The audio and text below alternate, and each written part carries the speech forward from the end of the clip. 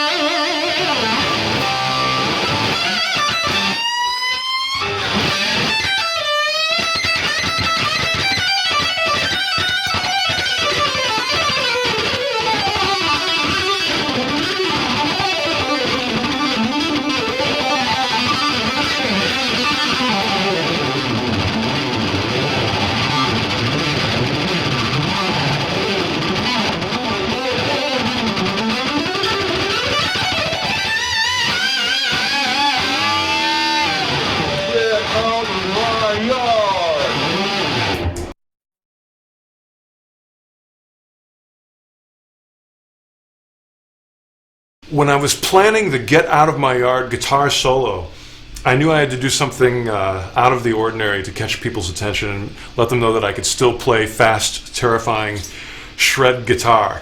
So the idea I had was to put 3 E strings on a guitar neck, just 3 strings, and the reason I did this is it makes arpeggios really easy to play.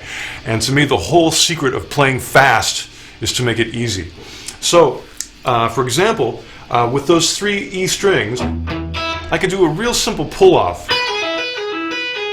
Just an E minor or E major triad. And then do that on each string, same frets. So suddenly you have 3 octaves of E major.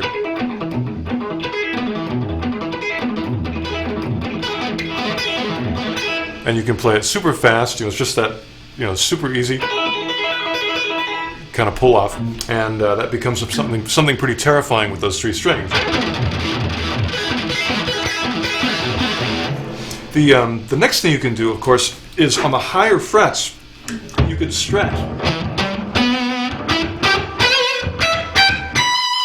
And these are all minor triads, which is a fairly easy shape for the hand.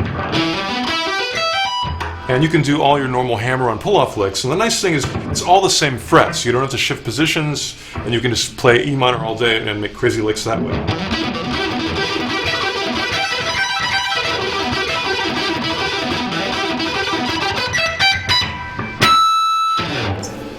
But I wanted to go beyond playing in one key, and the problem is a lot of the stuff in the middle is too far for me to stretch and get those kind of arpeggios that I wanted to.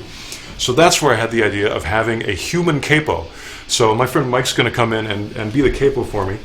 And for Get Out of My Yard, I began in C, which is right there, and I just did a C minor triad. And again, I'm using those kind of simple pull-offs. And I'm just doing one downstroke with my right hand for each string, so it's all downstrokes. You got that?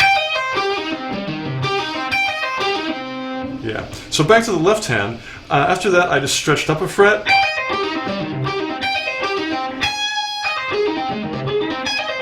Then the capo shifts down. I stay the same.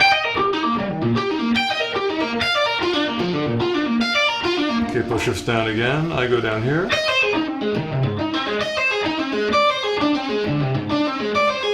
And the capo shifts down again.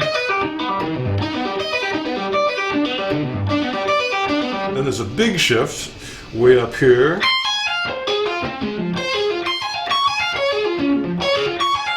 Capo shift.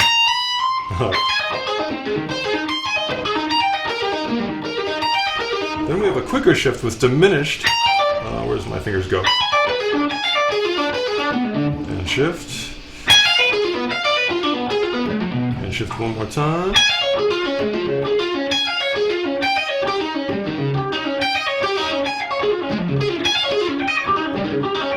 And the very last shift.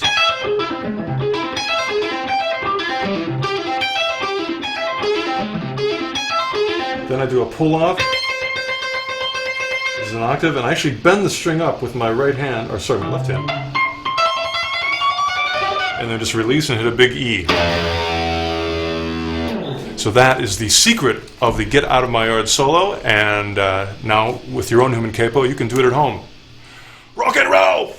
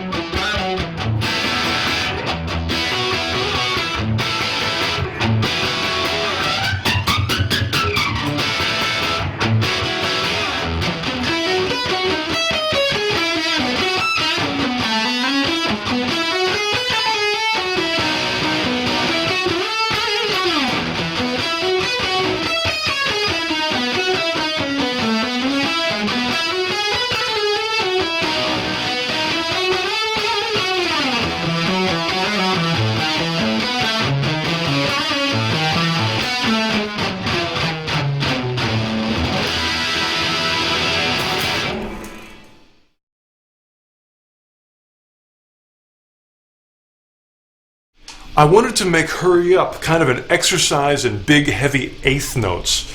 By eighth notes, I just mean something about this tempo. And usually that's not fast enough to be really terrifying, rip your head off kind of metal. But I thought if I do a cool melody within it and mute the strings and make it sound big and cool, then it'll work. So this was the melody I came up with.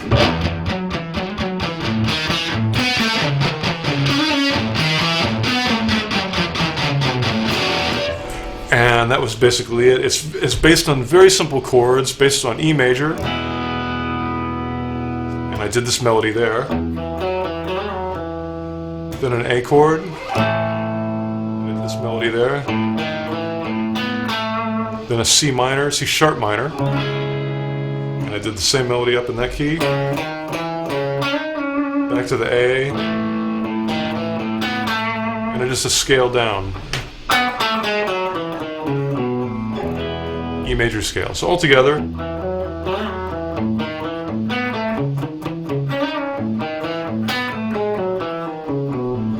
And you can play it politely like that, or you can add some grit and muting and lots of downstrokes.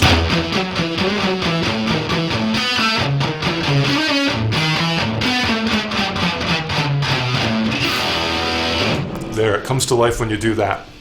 So the next thing I did that I like in this song with eighth notes is I put together a melody that sounds like this.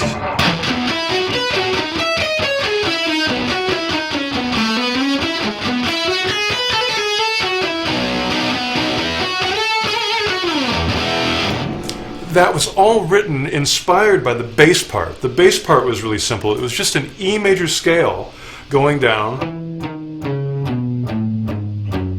But the trick to make it interesting was to put an unusual number of notes or an unusual rhythm on each one. So for example, instead of just going like 1, 2, 3, 4, 1, 2, 3, 4, 1, 2, 3, 4, that might be your normal rock song.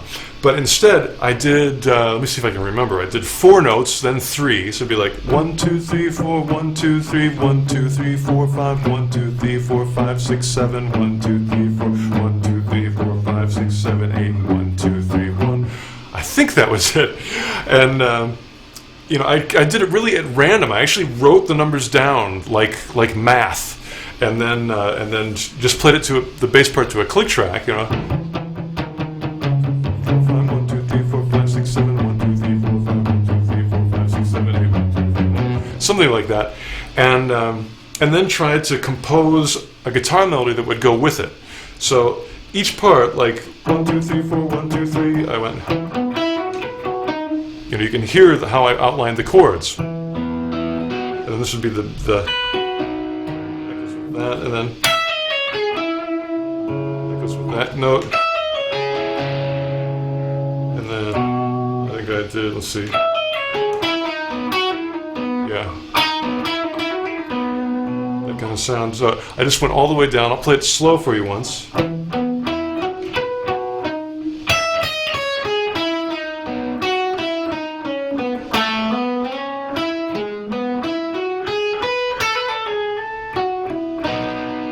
There I used the open B string to make the guitar sound more resonant.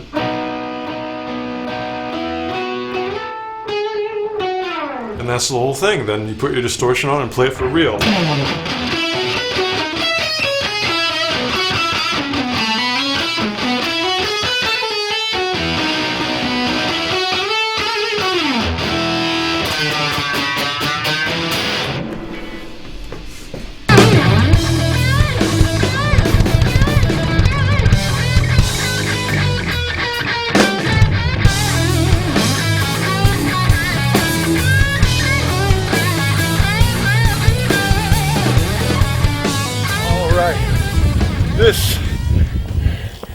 This is the castle, the Dragon's Lair Castle in Hollywood, and this was the inspiration for the song title, The Curse of Castle Dragon. And in this song we're going to use lots of harmonic minor scales, picking, fast picking, other heavy things in arpeggios. So I hope you enjoy learning these riffs from The Curse of Castle Dragon. Rock and roll!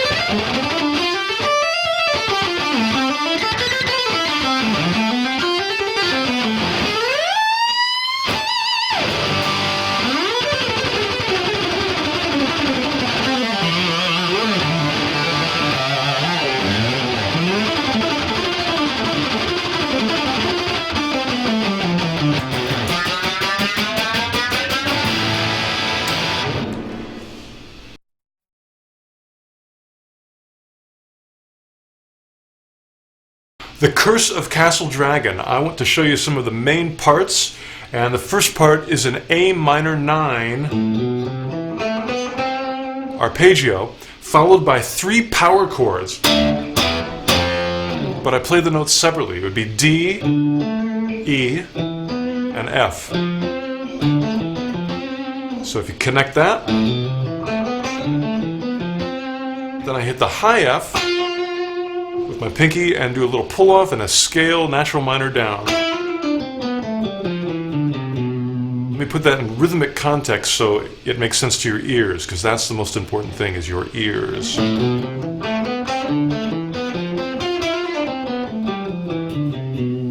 And right there,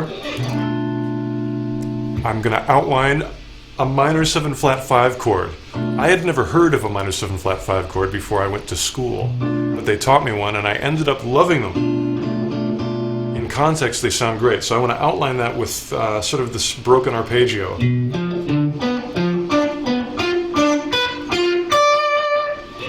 can hear how that outlines that sound. So all together,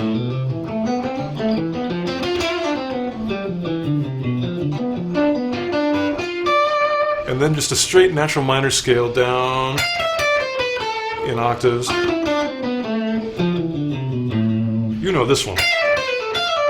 But I'm picking it and starting on a lower octave each time. Connecting it all together.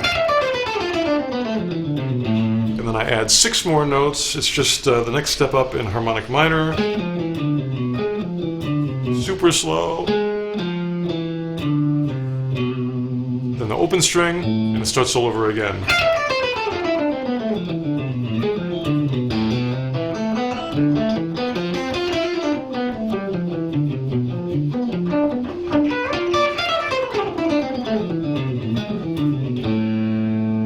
Let's see, after that, I basically repeat it, but I change the ending fast lick to an ascending lick. Same notes, just reverse order, starting on the low note A. Then I go down to the, what is that, a G sharp? And do some more harmonic minor, very slowly.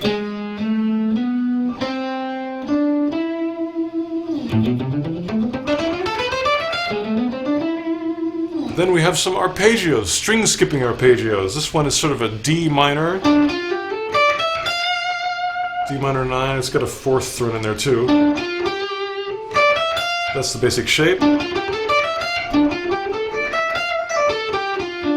Same exact thing down here in 5th position in A minor. Isn't it nice when licks repeat themselves? You only have half as much to learn.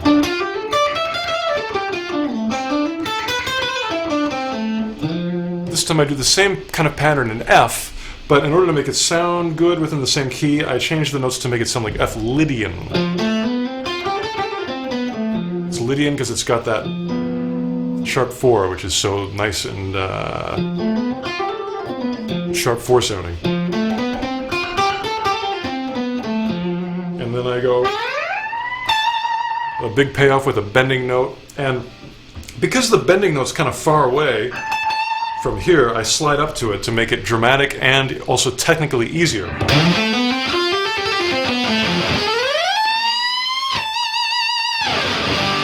A big G chord, and then we have some descending 4s.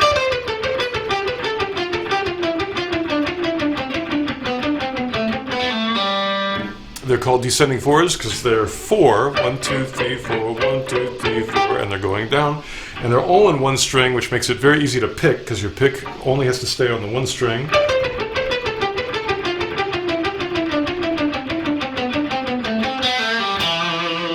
Then we have a little melody, E, D, C, and B. And the final bit, I really like this lick, goes like this. So it's sort of a 2-note per string speed lick. You know, you've got 2 notes on each string, and I'm doing alternate picking.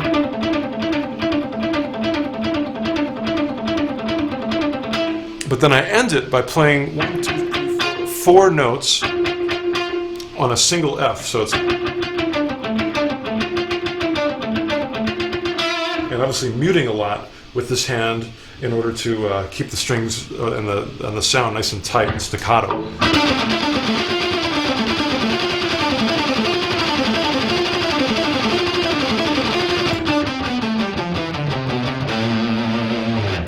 And that is the main beef of The Curse of Castle Dragon.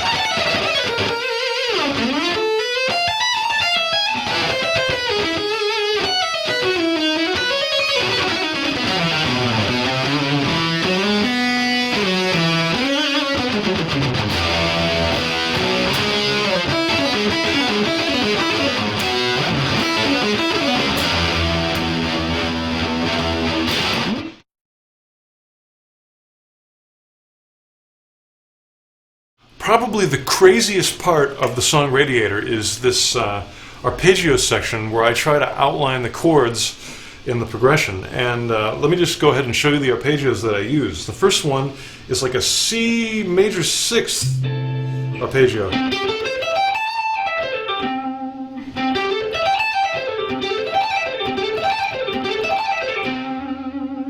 The next one is sort of an E sus.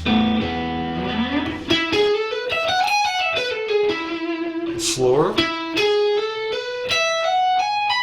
in a lot of these I'm reaching up and getting a higher note, in this case a B, to make the arpeggio even wider. And then I think the next one was like a F sharp 7. I've got one of those here. This one also has the sus within the arpeggio. And I'm even going to reach up on the high E string and get the notes there too. And the last ones are really crazy, so I play them relatively slow in real life. Very F-Lydian sound. String skipping, there's no B string in there.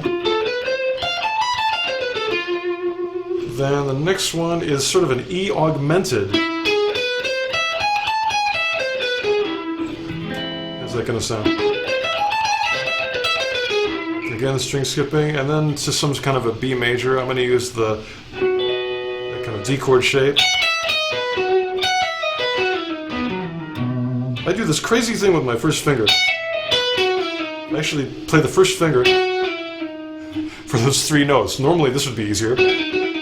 but I do it so I can be in position for the end of that. This would be like a major sus arpeggio.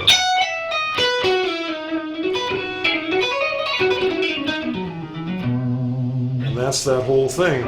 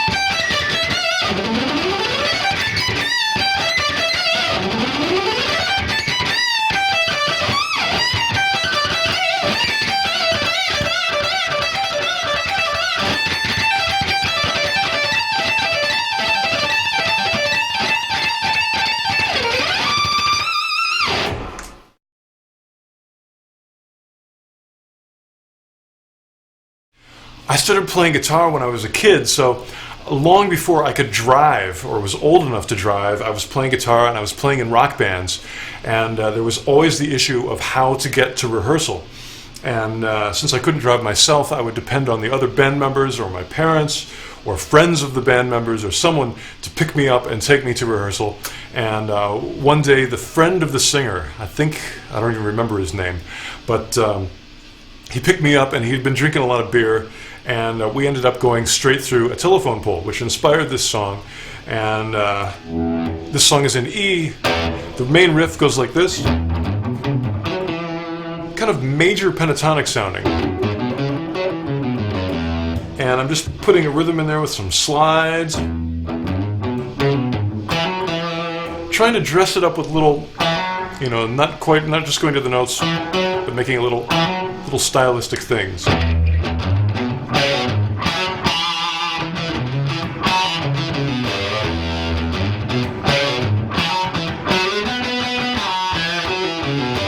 You could hear at the end I went a downward slide.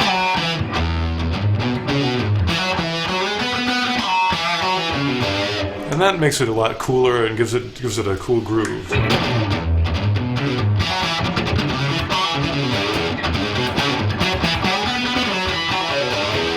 So that's basically the intro.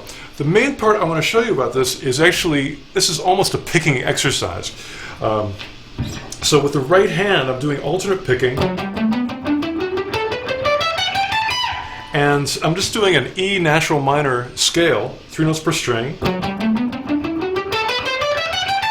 And the thing that I like about this is that I worked out an ending for it. And sometimes the trickiest part of fast picking is how to begin and how to end.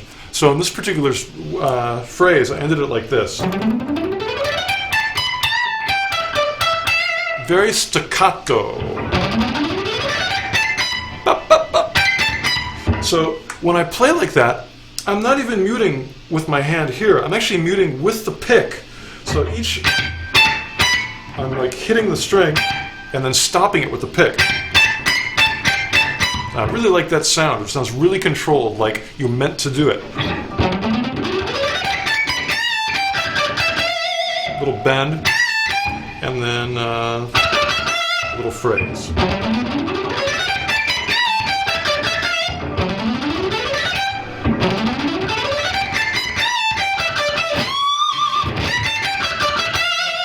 So it has a fast scale, but it also has some cool phrasing, vibrato, and things that with a lot of control and staccato sounds.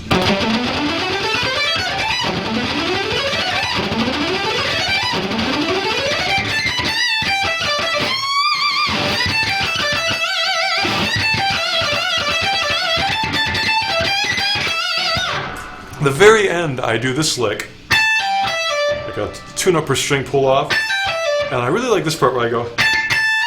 Little pull off there.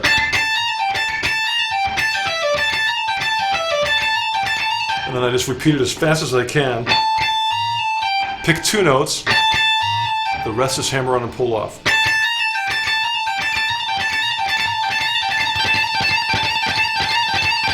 So it's a big flurry of notes, but really I'm only picking 2. You can watch my hand go like ba-da, ba-da, ba-da, with a little 2-note picking thing.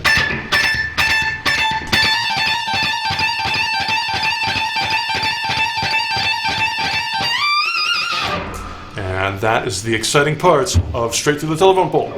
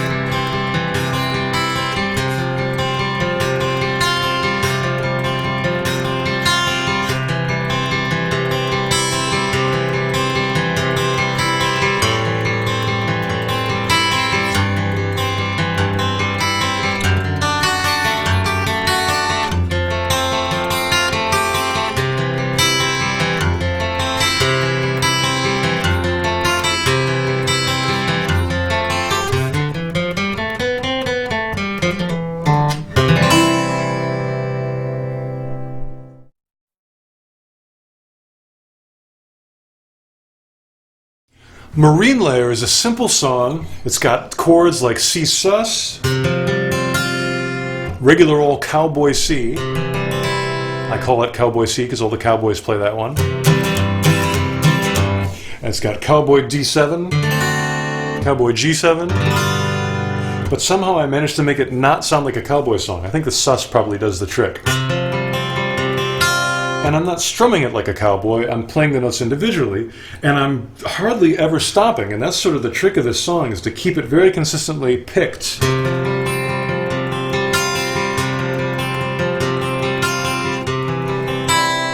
I think if I have any technique that's unique to my playing for this, it's that I almost always play the bass note with a downstroke, and all the other notes tend to be up.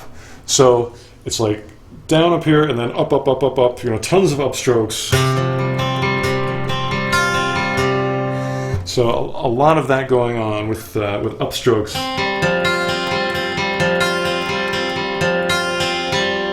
I don't know why I do that, but it seems to work. And what else do we have in this song? In this song, I tried to play the most perfect, beautiful C major scale. Because I'm known for playing fast scales, I thought it would be interesting to play a really slow one, and instead of concentrating on the speed of it, sort of concentrate on the perfectness and beauty of it. There we go. Marine layer.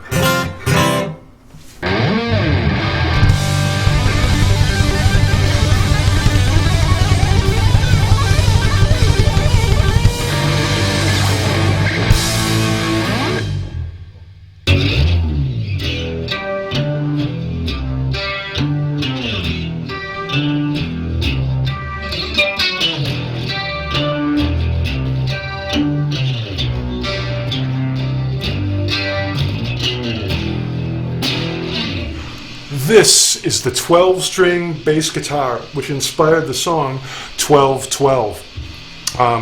Pretty much I wrote the whole thing on this instrument. It's tuned just like a regular bass, but it has 3 strings for each note. Makes it sound quite big, and you end up having to play very, very hard to get the notes out right. So I use a lot of harmonics. And then just try to get them with my pinky with a C in the bass. And some open strings.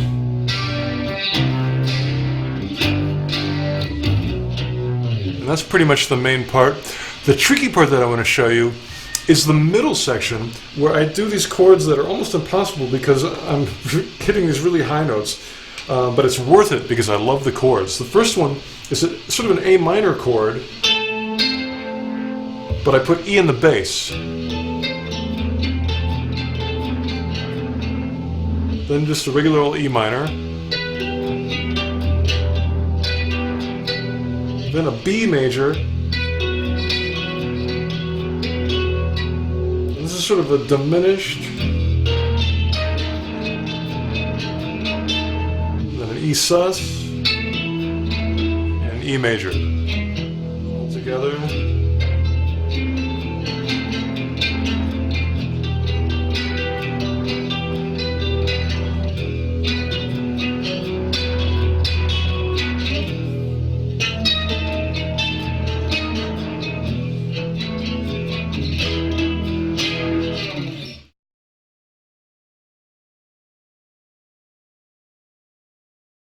The guitar for 1212 is mostly just playing in the key of E minor. I'm doing a lot of improvising, a lot of pentatonic bends, that kind of thing.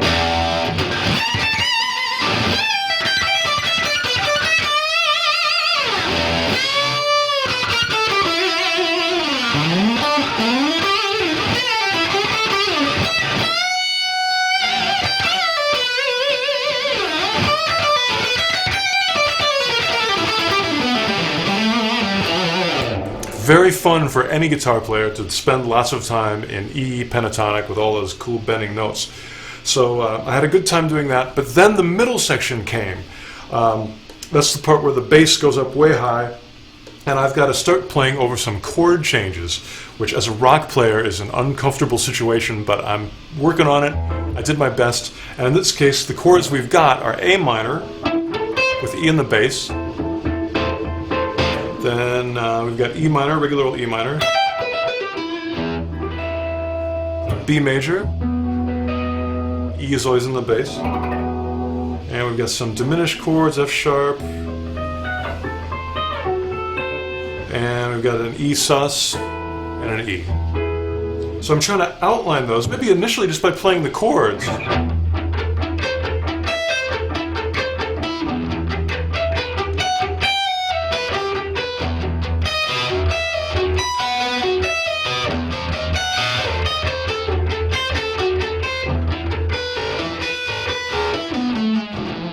So that'll give you a nice melody, and I'm just sort of muting and playing staccato and trying to get a good groove with it. Later on, if possible, I try to start doing more screaming notes and maybe some faster arpeggios to outline those chords. So for the A minor, I might do something like this. And E minor. For the B, maybe the same kind of shape. Diminished, I like the string skipping lick.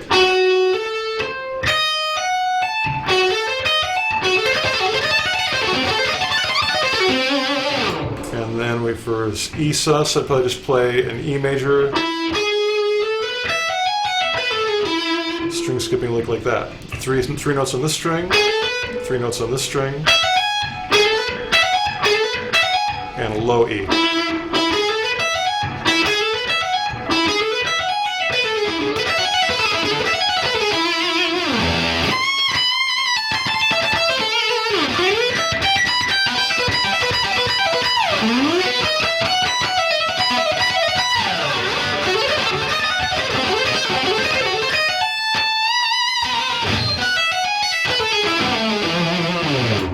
So there's some chord changes for you, and then back to just the good old E minor.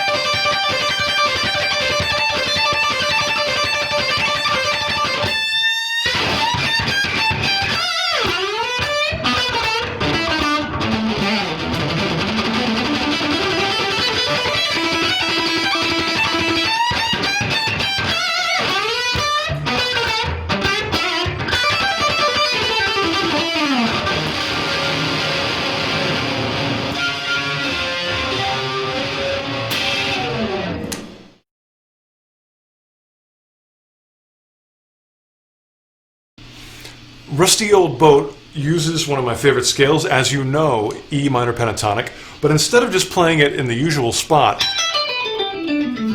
I found the notes for E minor pentatonic all over the place. So, for example,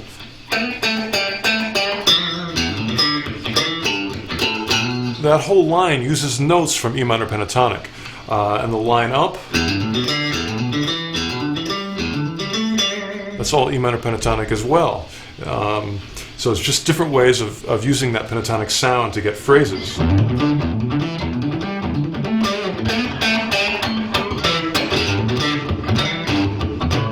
I'm trying to get lots of little kind of funky you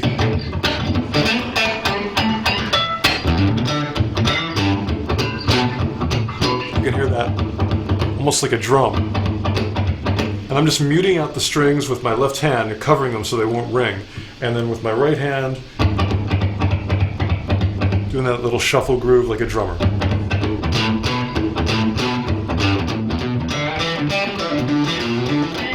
That'll make your playing funky. Let's see, after that, I go to sort of an A7 chord. Although I'm playing power chords there, I want an A7 sound.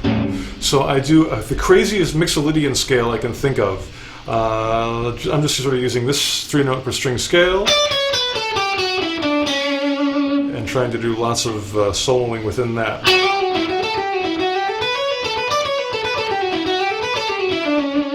Any patterns that I have, they're different every time.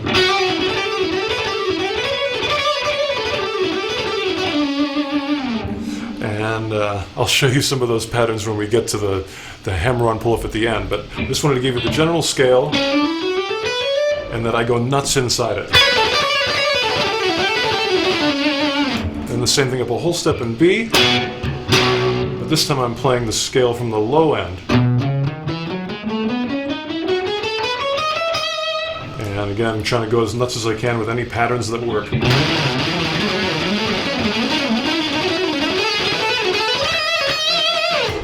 And the last thing I have is a big stretch in, this would be like a D7 sound. And doing hammer-ons and pull-offs. Making that note rise up. And the big stretch at the end. And if possible, I want to try to bend it up at the end. Because anytime you bend, it's cool. And between these notes, I'm trying to get a clear enough sound where it's not so distorted and hissy that I can actually stop in the middle. You have little spaces as opposed to, of course I can sustain all the way through it. But if possible, for funky, it's good to stop.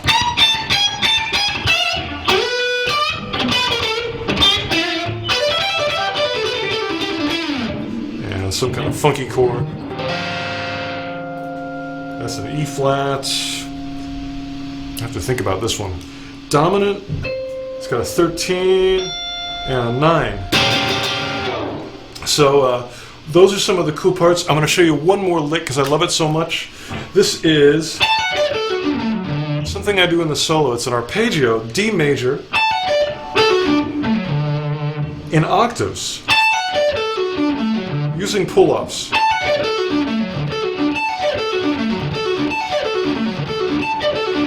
A lot of shifting with the left hand, but it's a really nice smooth sound, and in context, it's something like this.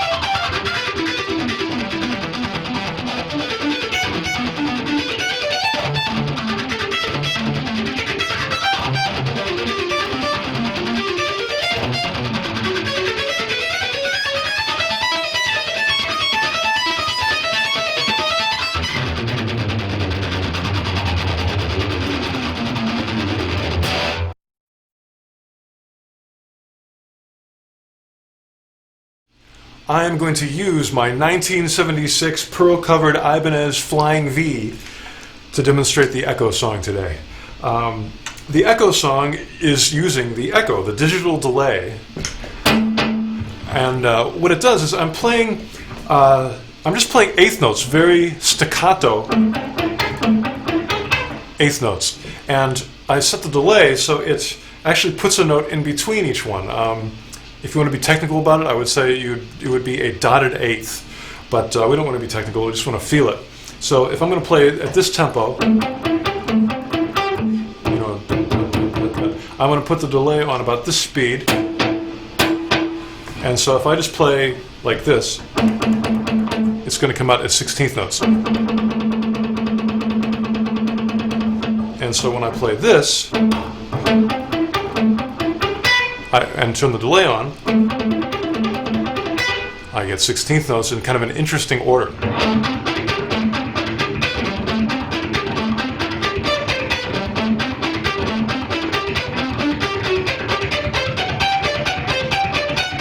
That's the beginning.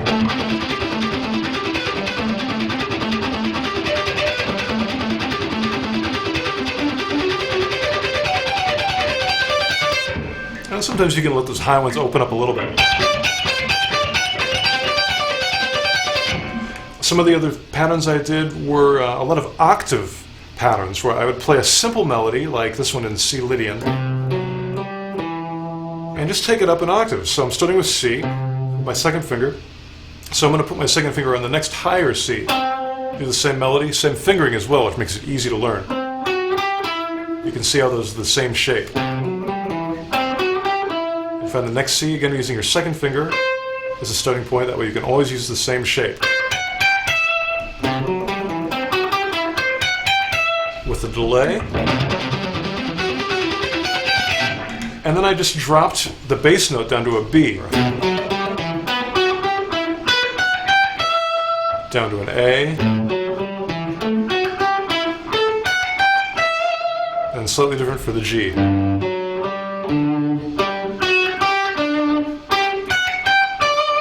So all together with the delay,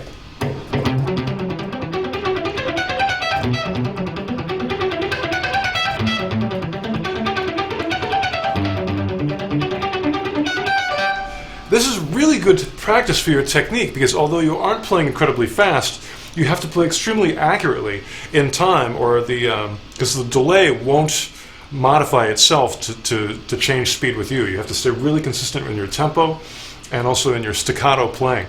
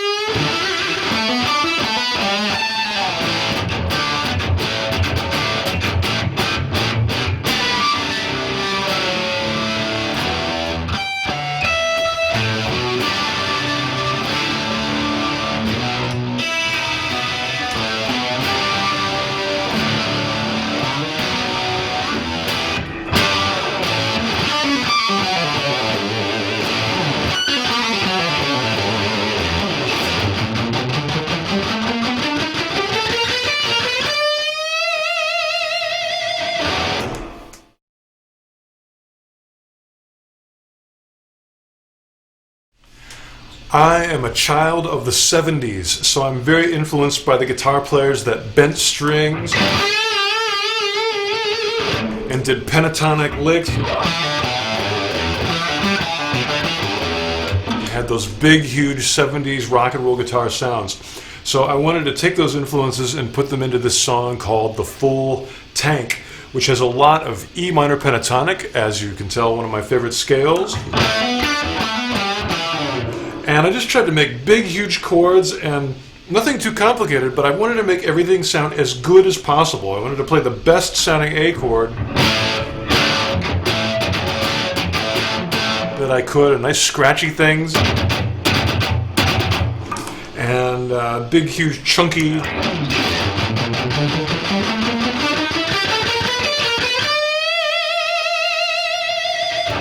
So make sure you shake those strings, get the biggest E chords you can. Play cool things in pentatonic with chunkas in between.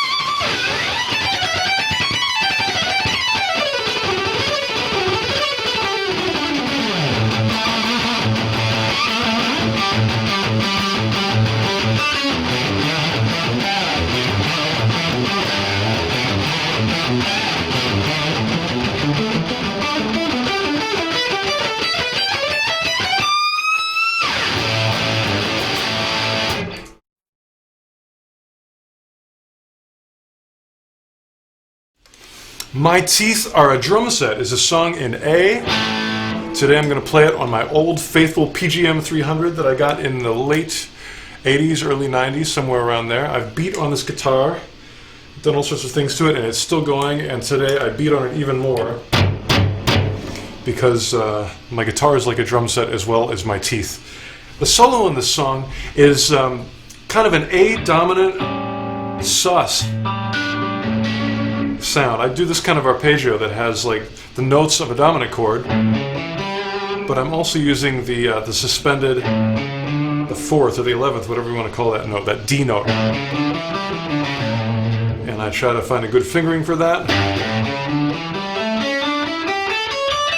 It's a very easy fingering because it's all this once you know the first 5 notes, which are those, 2 here, 3 here, then it's all the same after that. You just start on the octave higher. So this started on G. Let's find the G here. There's a G. Same shape. Find the next G, which is here. Same shape. So you only have to learn one shape, and you just keep taking it up.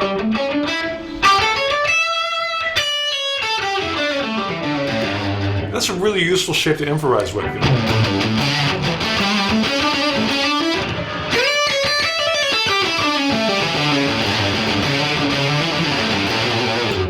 I like that one.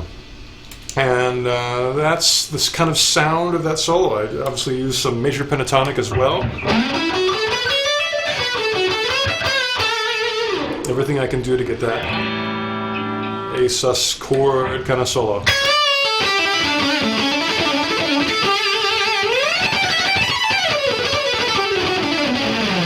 Using Mixolydian scales. Playing through them quickly. And that hopefully will give you some of the sound. That hopefully will give you some of the sound of My Teeth, our drum set.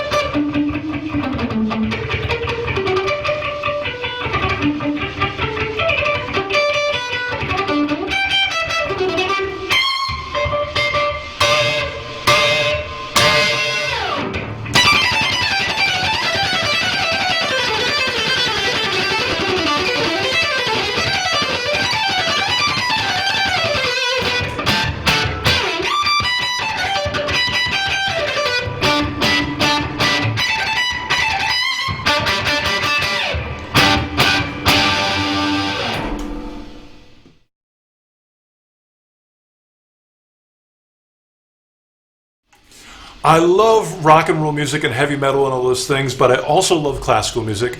So I chose to do a Haydn symphony all on guitar. I replaced all the bassoons and the cellos and the oboes and the clarinets and the flutes and whatever else is in there, and I played them all with guitar. And the only thing that I still remember from it is the first violin part, which is kind of the featured part. And so I want to show you some of the cool things from that. One of the things is there's a lot of eighth notes. The main thing is eighth notes, but occasionally there's a 16th note thrown in. So that's like the eighth note. But then there'll be a little in between.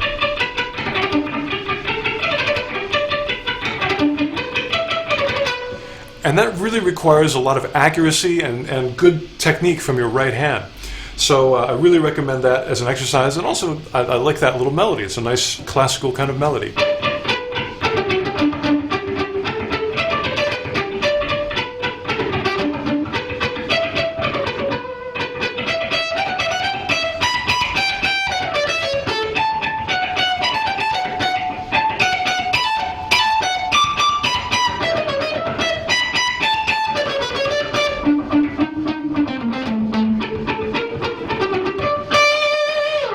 Also, a lot of these phrases begin with your pinky on your left hand. So that's sort of a good training for your left hand as well.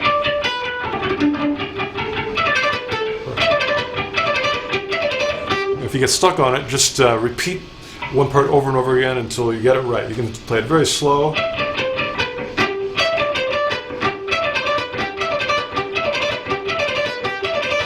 That's the way to build these things up.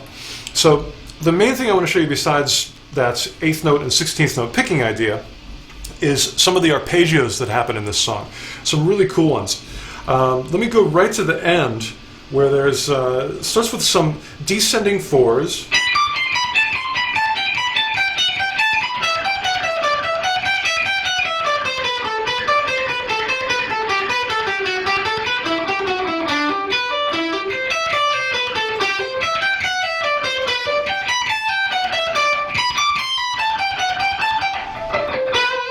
Something like that. The arpeggios in there are simple triad arpeggios, and they actually, it's quite possible that I could sweep pick them. That one, for example, is a pretty easy sweep shape. Doing 3 downstrokes with my pick hand, and then an up. But now that I've shown you that, that's not what I do. I actually prefer to do hammer-ons. For some reason, I can lock into the groove a little better with that kind of technique than I can with that one. That one, the notes are all right, but it's really hard for me to accent it the way I really want to. Somehow that, to me, feels more natural. That one's just a little bit unstable. Where that one, it's probably because it's similar to my rock and roll pentatonic kind of licks. It's just a wider stretch. Skipping the B string, playing 2 notes on the G, and 2 notes, I'll say it again for the noise, playing 2 notes on the G string, and playing 2 notes on the high E. So let's look at all these arpeggios that I do with that technique. Let's see, I'm going... There's the next one, is a C major triad. Then... that's C major. See what happens there. Then a G major. And the last one, I should probably sweep this one, but I don't. That's how crazy I am. Huge position shift, but I do it so I can keep the groove of my left hand going, doing that kind of technique, because the technique is making the groove in this case.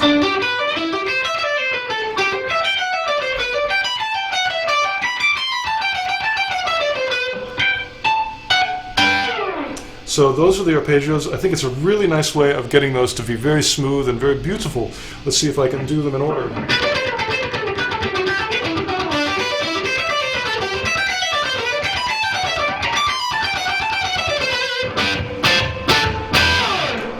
There we go, there's some Haydn.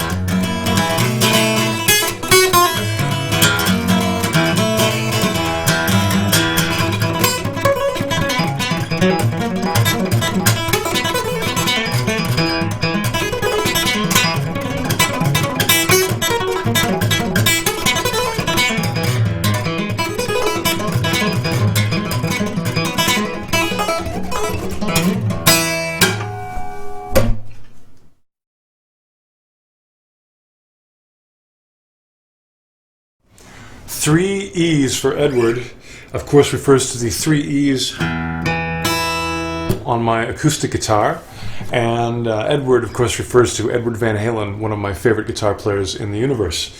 For this song, I wanted to take advantage of this tuning, of course, and like I said before, it's very good for arpeggios. And then the picking thing that happens later is a 3-note per string.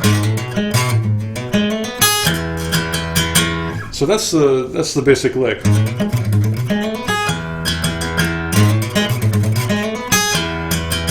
Same kind of rhythm and phrase, but with different stretches. This one's 2 whole step stretches starting on the 5th fret.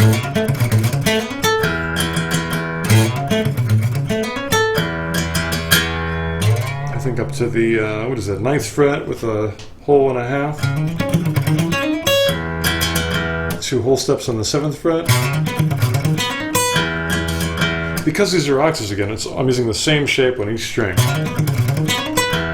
It's all the same notes. And the last one is 2 whole steps on the 5th fret.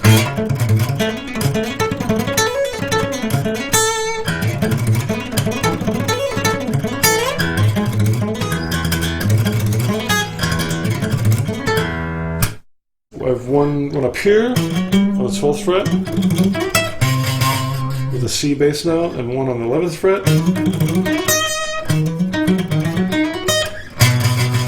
7th fret, and then a diminished one with open strings.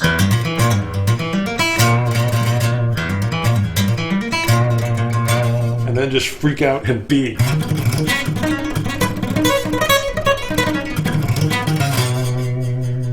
And back to your rhythm. Well, that is one extra chord. I hate that stretch, but you can do it if you have your guitar up really high. F sharp. And A sharp. And I think that's mostly it. At the end, I just try to do some tapping along with the arpeggios. And put Edward in my heart and 3 strings in my hands, and there you have it.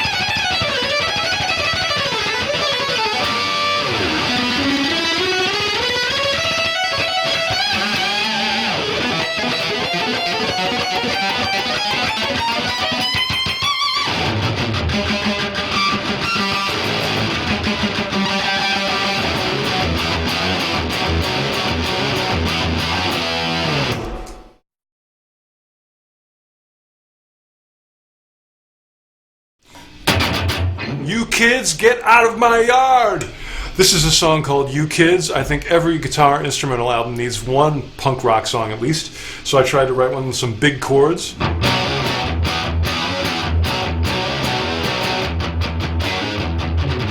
That's kind of the main riff, and just moving power chords around by sliding.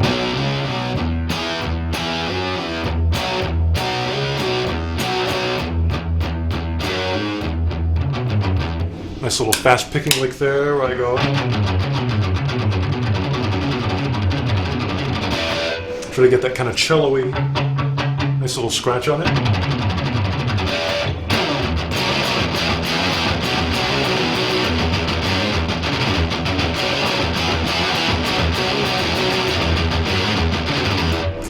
For the solo, I wanted to play 16th notes, and this tempo of the song is pretty quick. You know, it's going, let's see.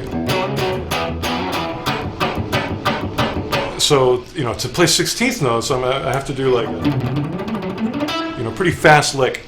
And the ones I came up with, this one is the first one. It's an E mixolydian scale. A little slower.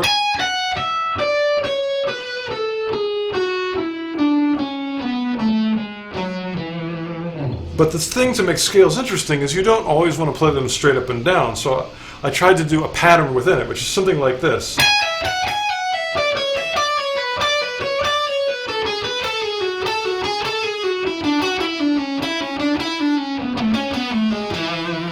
I think when you hear it, you can definitely tell that I'm repeating that pattern.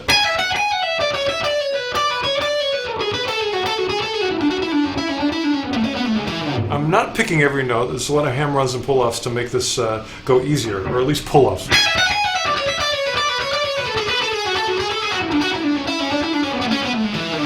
So in context, let me see, it's going like...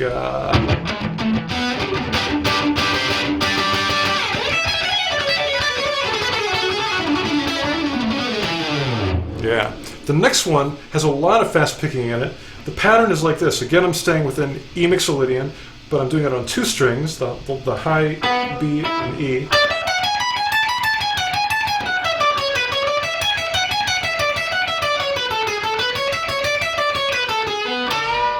I think that's it. Let me speed it up a little bit and see if it is.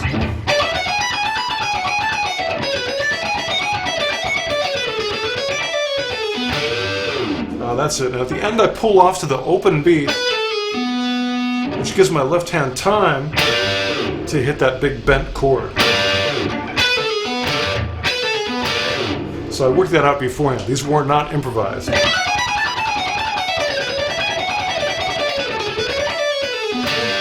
That gets me right on the beat. Like 1, 2, 3, 4.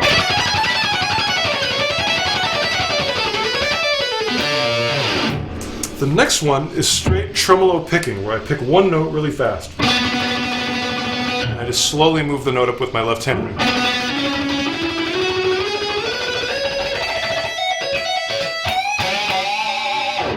And the last one almost sounds like a sweep, but it isn't. It's a lot of hammer-ons and pull-offs using the open B string. That kind of lick. Let's see how I'm playing this. Yeah, so let's see, I'll play it again real slow, barring with the pinky, then pulling off, and then doing one more B before coming back to that bar. So it's like real slow again so you can get it.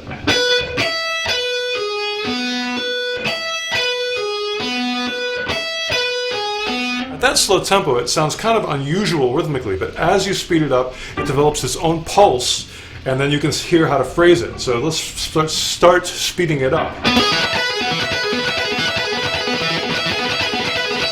And then I just took it up the neck chromatically.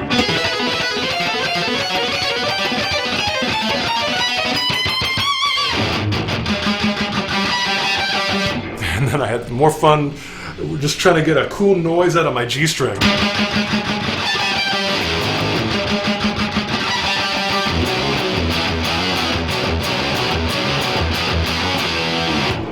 There's some punk rock for you. Thank you very much.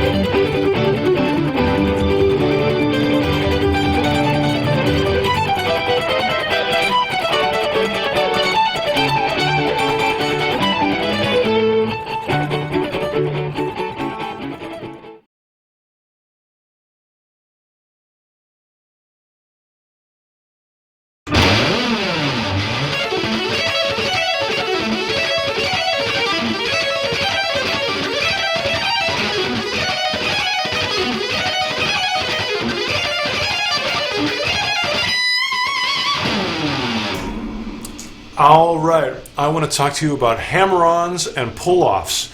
Very useful, very cool technique, and I think there's many ways to build it, but I want to show you a very simple way, which is just to develop the basic hammer-on and pull-off technique with all of your fingers. The simplest one would be between your first finger and, for example, your second finger. Most people can do that because those fingers are strong. But then as you start to go out and maybe use your third finger, it gets a little bit weaker, but you've got to get it. You got to have it in time where you can control the sound of the note so it's nice.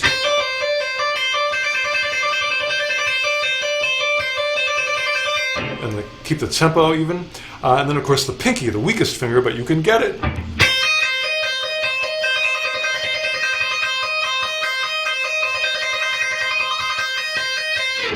The next thing is to do those pull-offs, but this time using your second finger as sort of the anchor note.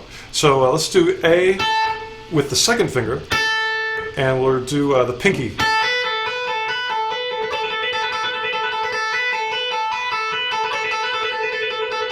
And now let's try the two weakest fingers, the third and the fourth. We'll go between the B and the C.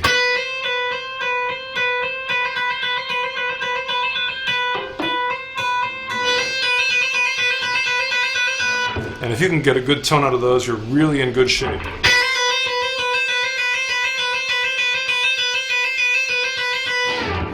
So now that you've got those done, let's work on some slightly more complicated patterns that are going to be a little more musical and interesting sounding. This one sounds like this.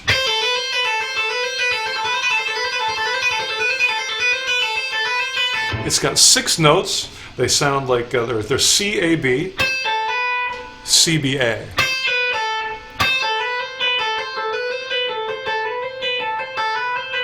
Obviously very good for strengthening those last 2 fingers.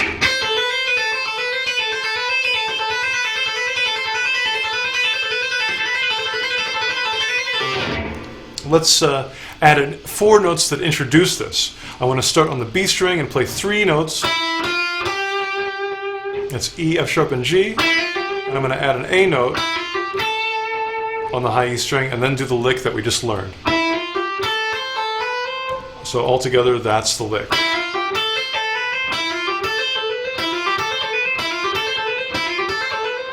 To make a little more out of it, I want to descend all the way down, back to the bottom, and without repeating that E note, start cycling the lick, so it'll sound like this very slowly.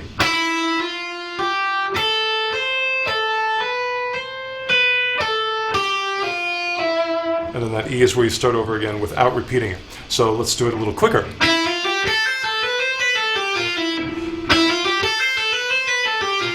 I'm pausing in between so you can get the sound of that pattern in your ears and in your head. But then, like I keep saying, I don't want to repeat the E, and this time I'm going to cycle it without stopping.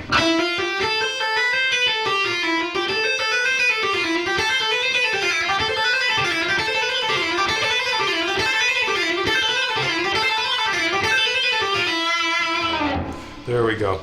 I'm going to add another sequence to this that I think is very important. This is 5 notes that descend. It's played with an upstroke, a down, 2 pull-offs, and another picked note on the bottom. So it would be up, down, pull off, and down. Up, down, down, like that, with some pull-offs in the middle. Up, down, down. Again, I'm putting a space so you can get it in your head. But in reality, I don't stop and I just cycle it over and over.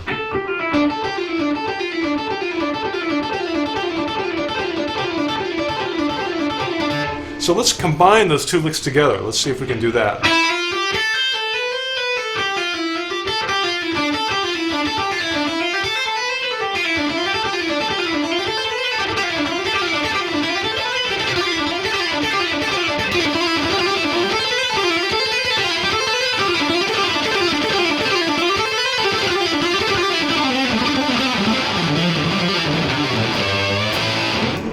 So that's a good way. You can get a basic scale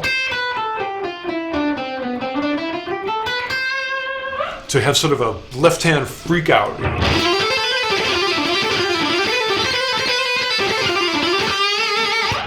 And just practice it a lot. Make sure you have your basic ones down.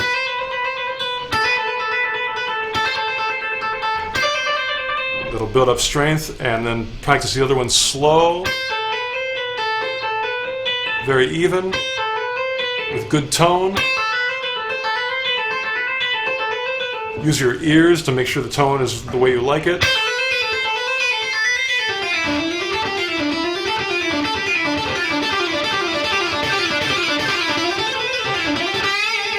And your fingers will follow.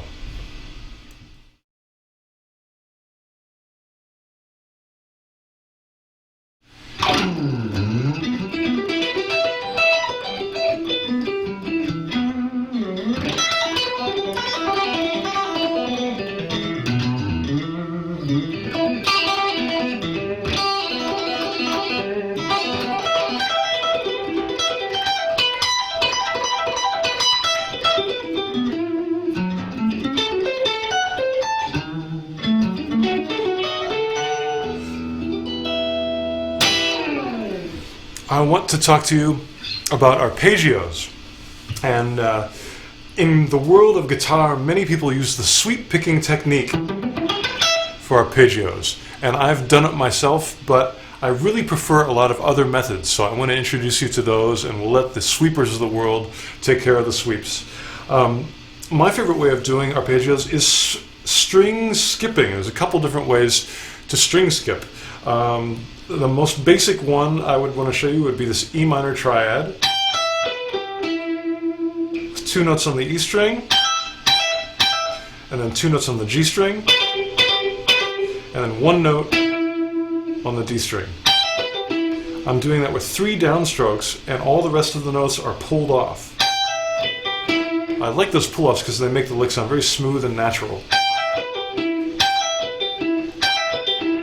And that kind of shape allows me to do different phrases,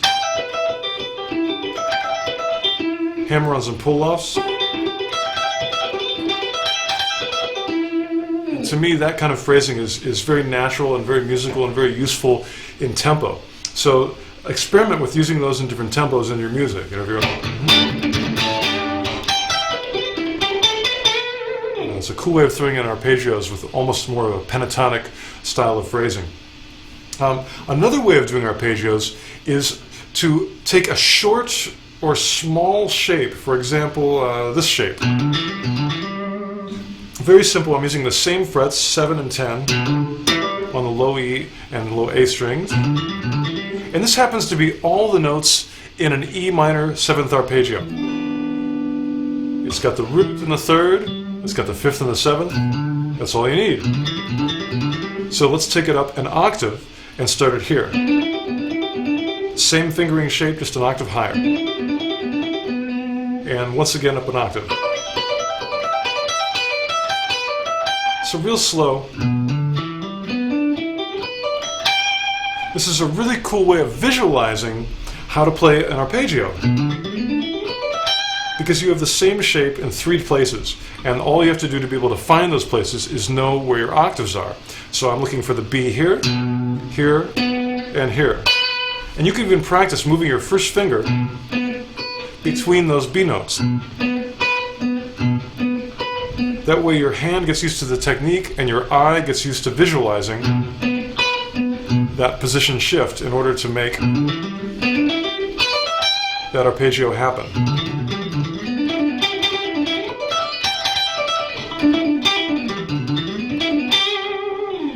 Let me show you a couple more examples, because this is a really good technique for even more complex 7th arpeggios. For example, how often do you play a C sharp minor 7 flat 5 arpeggio?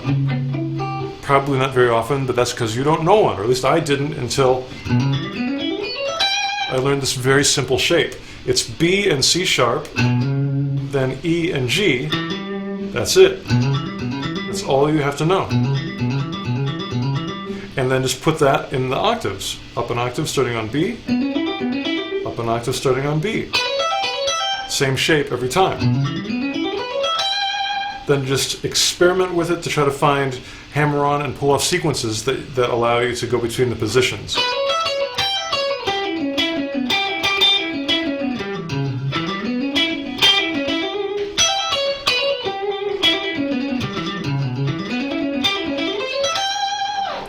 By coincidence, this arpeggio to me sounds really good over an A7 chord as well. It's sort of a chord substitution. The jazz people can explain it to you better than I can.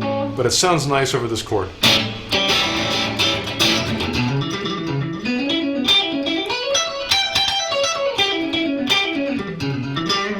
You can even add the A, the root of the chord, into the arpeggio by sliding into your original shape. I do A, slide up to the B, and then I've got my original shape. And I can do that each time. Here's the A, here's the A. That's a nice sounding arpeggio.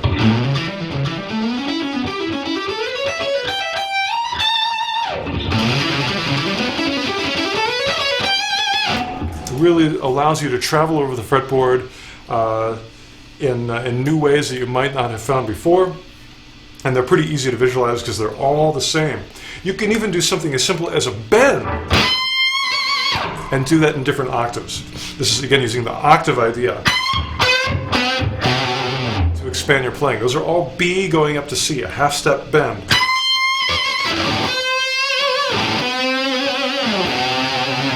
Or add a little phrase to it.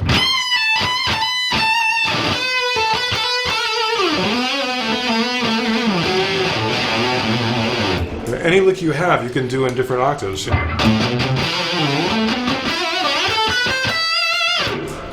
could do a cool phrase like this. Like,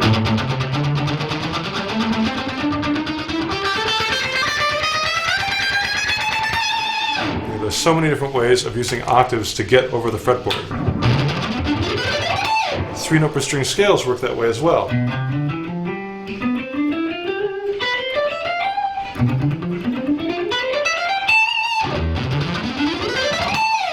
So I recommend learning those octaves, and suddenly the world of arpeggios will come flying open and you can enjoy them and rock and roll.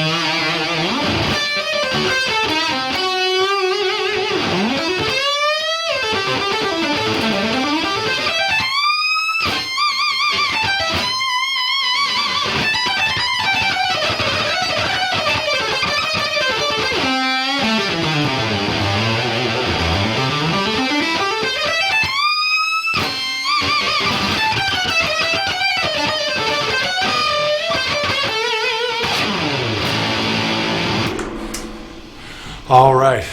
One of the most important parts of playing the electric guitar is bending the strings.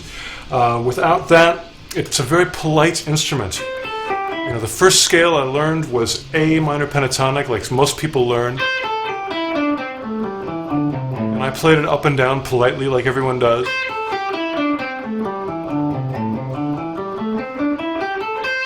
But I remember the day when I learned to bend that string. And suddenly the whole scale came alive and the whole guitar came alive. And to make your guitar come alive, what I recommend is to search out all the places where you can bend within the keys that you use the most. And fortunately, you are probably a rock musician like I am, which means that there aren't a lot of keys you have to deal with. Rock musicians play in A, they play in E, maybe G and some other keys, but in general, we stay in A and E a lot. So today I'm going to explore the key of A and look for all the places where you can bend.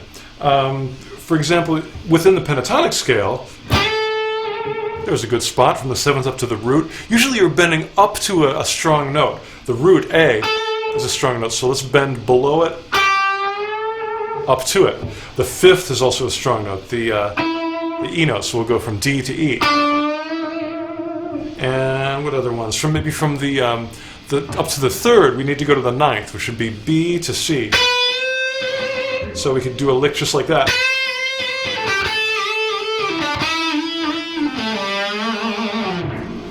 And beyond that, you could. Another good note is maybe the minor seventh. So let's go below the minor seventh and push the sixth up to that seventh, F sharp to G. Very good for blues and rock playing, you know.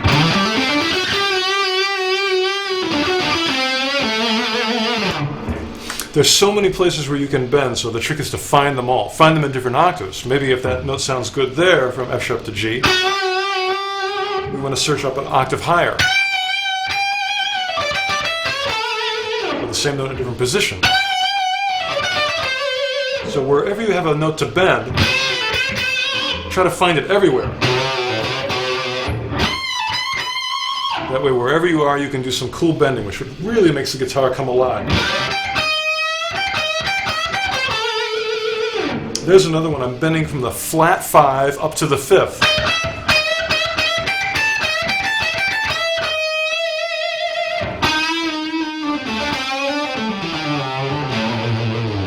So you can even get like neck diagram paper and just write out all the places where you can bend, and also how far, because not all the places have an equal size of bend. Like if you're going from the one we just did, that's a half step bend.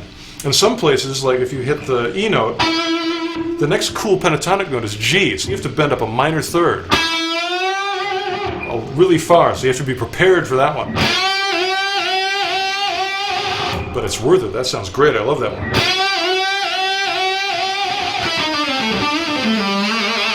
I start making rock and roll faces when I play that note. And you should too. What other bending things? Also being aware of the tempo. You can bend very slowly. Or what I like a lot of times is to almost imitate what a whammy bar would do. For example, when you hit a whammy bar, you play a note and you just quickly lower it in pitch. So you could actually raise the note up without picking it, and then hit the note, and then drop it like a whammy bar. So that's a good way of getting some vibrato.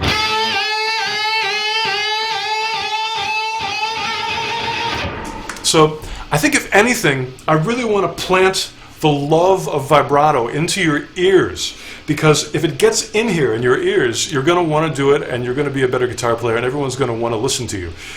If you don't love vibrato, then somehow it's my job to make you love it, because it's such a wonderful, fantastic thing that'll make your guitar come alive.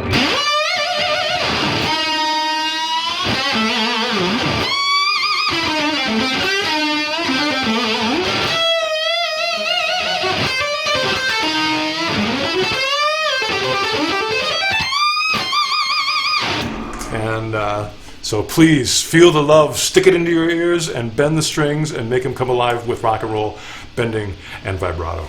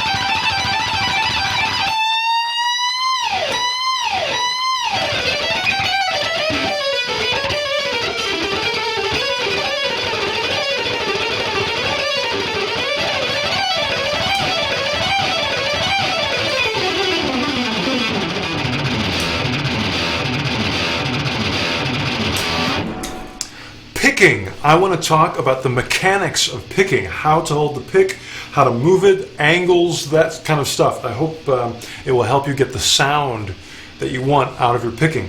When I first started playing guitar, I held it almost backwards to how I hold it now. I used to hold it with 2 fingers and my thumb, and in order to get a good angle on the string, which you need for it to go over quickly, I would sort of angle it back like that.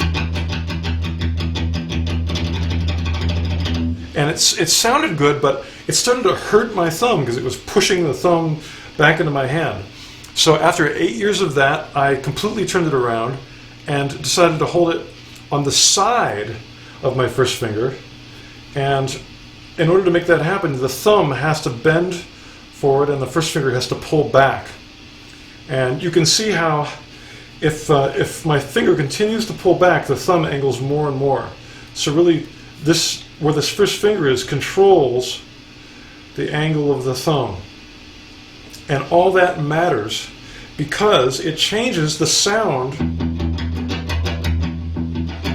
of the string and that kind of cello-y, brushy kind of sound. And that's what I like. I like that kind of cello-y, swoosh, swoosh, swoosh kind of sound.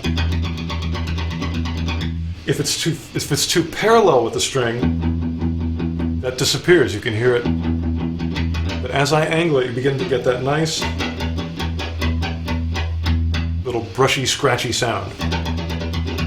And if I have any advice for most people when it comes to picking, it has to do with the tone of the string.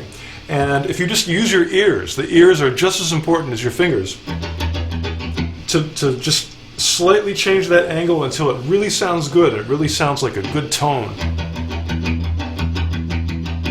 And even when you put distortion on, it'll still sound like a cool cello. You know?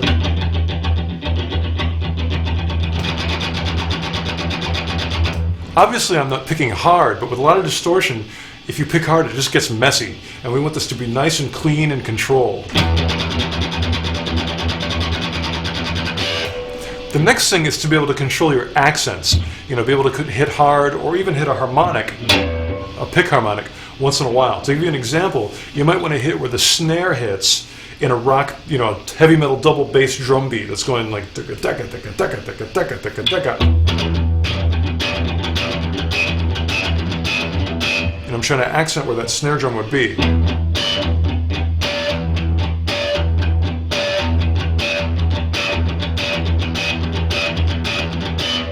Now the motions that make that happen are really small, and I can try to explain them, but I think the best thing I can say is to use your ears and just to move that pick back and forth a little bit using your first finger and the angle of your thumb to make sure that the sound is good. And then I'm using a little bigger motion to get that nice pick harmonic. You can try other strings. That is a lot more aggression than just the notes by themselves unaccented. That still sounds good, but I like when you can accent with the snare and go daka daka daka daka. That's when your head starts moving. Now I'm just doing open strings now. Obviously you can throw in more complex things with the left hand. You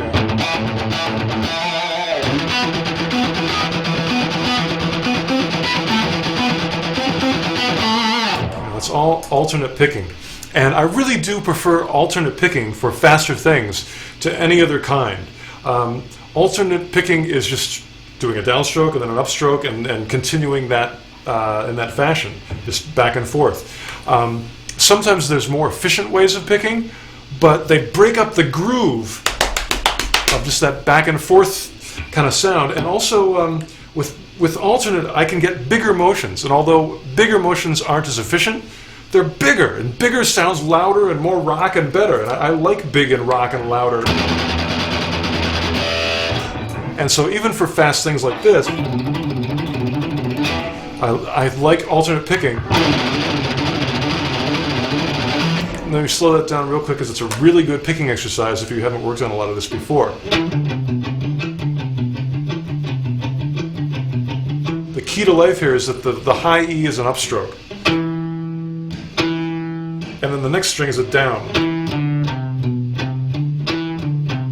And every time you come down and hit that high E, it's going to be an up.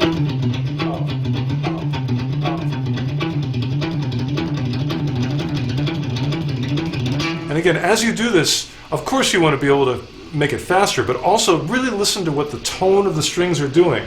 You can listen as I slightly change the angle to how the sound changes.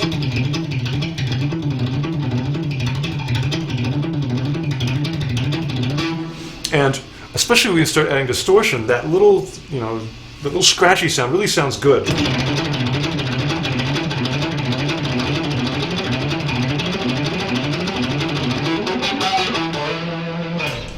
Also, please,